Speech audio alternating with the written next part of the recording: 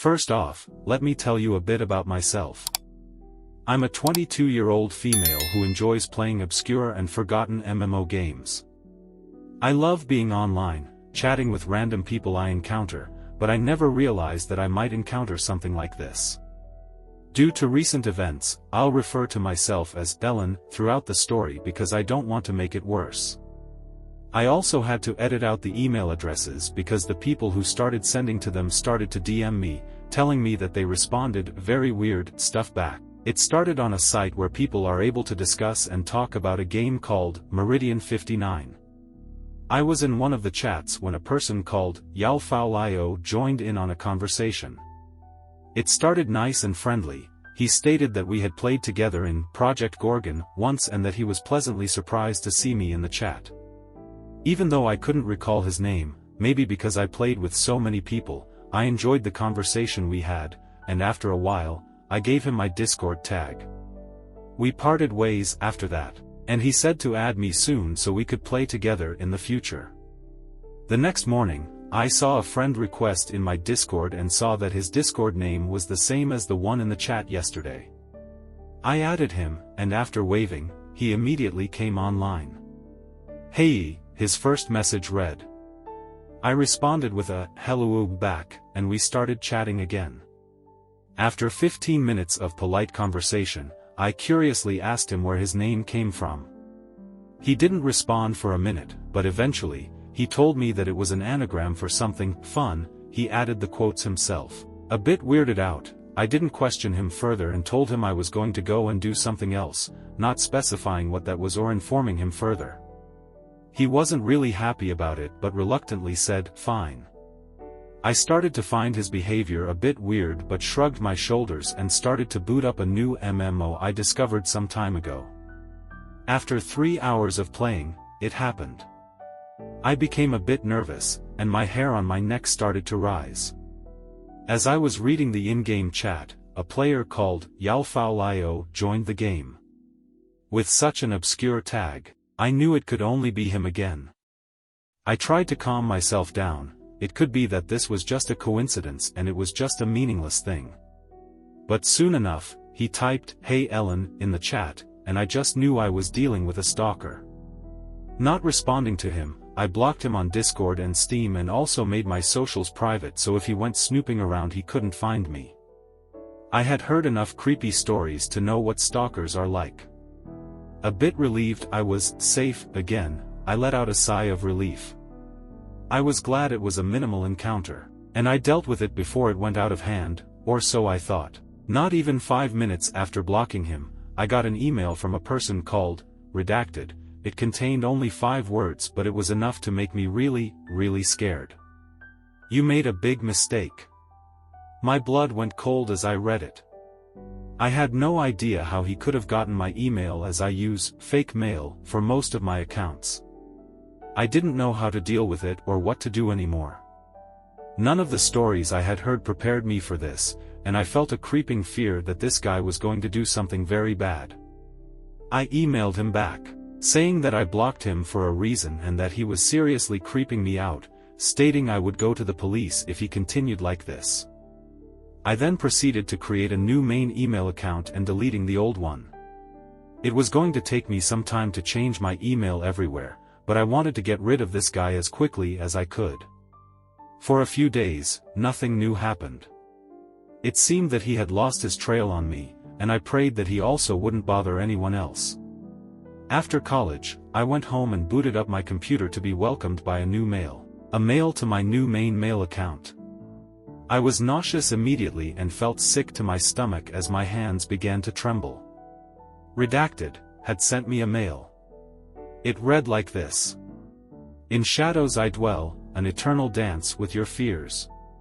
No escape, no sanctuary, my obsession, a relentless specter haunting your every step. I love you so much, my ever love, my dove that only wants me, dying. You'll regret it though, you making me crying. I love you, I follow you." I, now in full panic mode, went to the nearest police station. Showing them all the evidence, asking them for help, they stated there wasn't much I could do besides putting down a complaint against an unknown.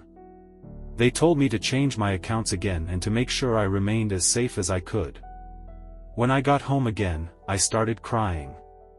I never asked for this, and I was so scared someone was going to hurt me. Still in tears, I decided to call my dad, who was on a business trip at that time. I wanted to hear his voice and wanted him to make me feel safe again. He didn't pick up at first, but after the third call, he eventually picked up, and I started blurting out everything. After not hearing him saying anything back or making any noise, I went quiet. The other part of the line was quiet too, only for a faint heavy breathing on the other side. I started crying again and whispered, "Dad," but my question was answered by the other side of the line, ending the call. I stood there for a couple of minutes, staring at the phone, not knowing what to do. I wanted to head back to the police again and have them check whether my dad was safe, but I was unable to move. I was so afraid and shocked, and that made me just stand there like a statue glued to the ground. I only could move again when the power of my house went out. My heart dropped, and frantically I started swiping on my phone to put on my flashlight. Had he found me? Did he cut off the electricity, and was he going to kill me? Never in my life had I been so scared. I quietly went up the stairs, heading to my room, listening to any sound that could indicate he was entering my house. Reaching my room, I started to think that maybe something else had happened, trying to rationalize the power cutting out. Maybe it was just a malfunction and the whole street was out. How could a crazy stalker have found out a way to cut off my power, let alone finding my house when I never told my location to anyone online? It was as I entered my room I heard the sound of shattering glass downstairs. I now was fearing for my life and even peed myself a little. I quickly opened my closet and removed the grate that was at the bottom of the wall in the back. It used to be the entrance to the crawlspace that led to the attic, but because of renovations, it was now a small space cut off from the entirety of the house. I was putting the grate back in when I heard footsteps running around my house. Doors were being opened with force, and things were breaking and thrown everywhere. It went quiet for a second when all of a sudden, the footsteps rushed upstairs, and the door to my room was thrown open. Through the grate, I saw a small beam of light shining through the door of my closet. The beam became brighter, and the footsteps louder as it came closer to the door. The latter was slammed open, and the light ran through the closet. Only a bit of clothing was hiding the grate leading to me now. My heart was racing, and cold sweat was running down my spine. I slowly placed my hand in front of my mouth to mask my breathing. Tears were running down my face, but I managed to stay completely silent. He went deeper into the closet, shining his flashlight everywhere. I could hear his heavy breathing and smell the stench that came off him.